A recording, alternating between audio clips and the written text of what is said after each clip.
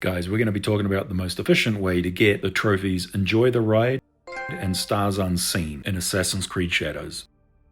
These are for achieving level 80 and knowledge rank 10. It's a pretty significant grind to get these, but with some careful planning you can do it in just 2 playthroughs. So let's take a look at how to do that in a time efficient way. So first of all, do your first playthrough however you want to do it. You'll obviously want to finish the story and you'll want to end up on at least level 60 and at least knowledge rank 8. You need to be at knowledge level 8 at the end of your first playthrough to make sure that you can get to knowledge rank 10 in your second playthrough. So let's talk about some things you should do in that first playthrough. Very early on, you should upgrade your stables to at least level 2. Doing this means it halves the number of scouts you need to smuggle resources. And you are going to need a lot of resources, not only to build and upgrade the things for the base game trophies, Forge, Tea House, and so on. But for our long XP grind to level 80, we are going to want some other things build and upgrade as well. So upgrade your stables, and then while you're playing the game, you should always be doing resource smuggling runs between all of your other activities. They only take a few seconds, and at the end of each season, you will get a bunch of resources. Each season I did Mount Congo and the Bamboo Cutter's Watchtower. Both of them took less than a minute or 2 each. Either way, make sure your stables are upgraded and you're doing those resource runs between all of your normal activities while you're playing your first playthrough. Because we're going to need those resources to build and upgrade the Tera. This is important because it gives you a 20% XP boost. And even though math can be hard, that's going to cut the time required to get to level 80 by a fifth. So build this as soon as you can and upgrade it to level 3 as soon as you can with those resources you got from upgraded stables and doing your resource runs. Okay, at the end of your first playthrough, you want to be at least level 60. As you can see, I was level 65.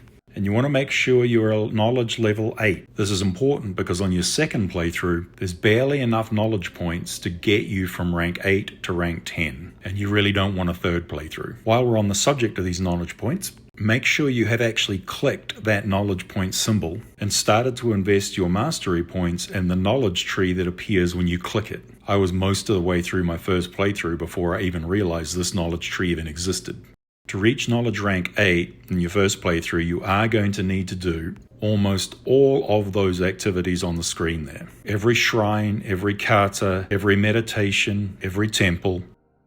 That said, I didn't do most of the horse archeries. I hate horse archery. I only did 3 or 4 of those. And I didn't do most of the tombs. And I did about half of the hidden trails. So you don't have to do absolutely every one of those activities, but you will need to do the vast majority of them to reach rank 8. And use an interactive map tracker, something like Map Genie, to keep track of which ones you've done and where the next one is. I'll leave a link in the description.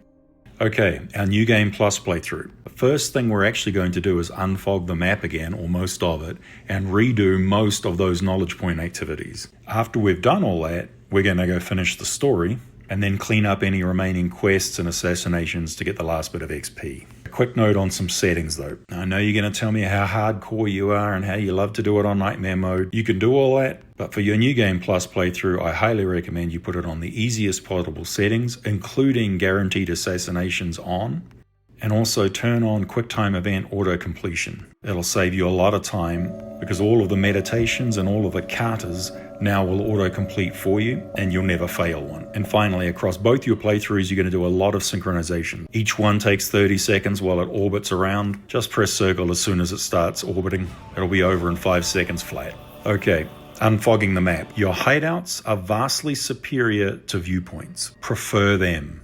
You gain access to them simply by riding past them, i.e. you don't have to synchronize. There's many more of them, and they're usually better placed for fast travel for all of the later quests when you're finishing the story. So to that end, you want to upgrade your main hideout to level 3 because that gives you a lot more of those hideouts throughout the map. So now we're going to run around the map and redo almost all of these knowledge activities again. By the time I had unfogged most of the map, I had gotten to around about rank 9.5. And remember, each one of those activities that gives you a knowledge point also gives you XP. Okay, map's unfogged. You've gotten most of your knowledge points. Now it's time to finish the story. And now, conveniently, almost every quest that you get is going to pop up on the map right close to a hideout that you previously unlocked.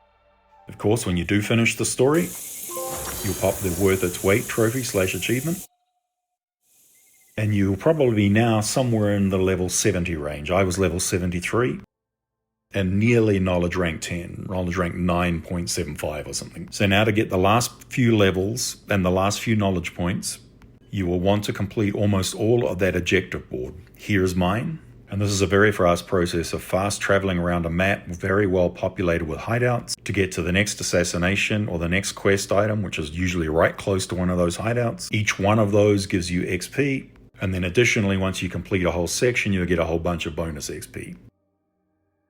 After you get your last knowledge points done, you'll finally pop Stars Unseen. Ironically, my last one was Horse Archery, the one that I hate doing. And then not long after that, you'll unlock Enjoy the Ride for finally reaching level 80. So there we have it, guys. That's how you get to level 80 and knowledge rank 10 with the bare minimum of playthroughs and the least amount of fuss. Hope that helps, and I'll catch you in the next one.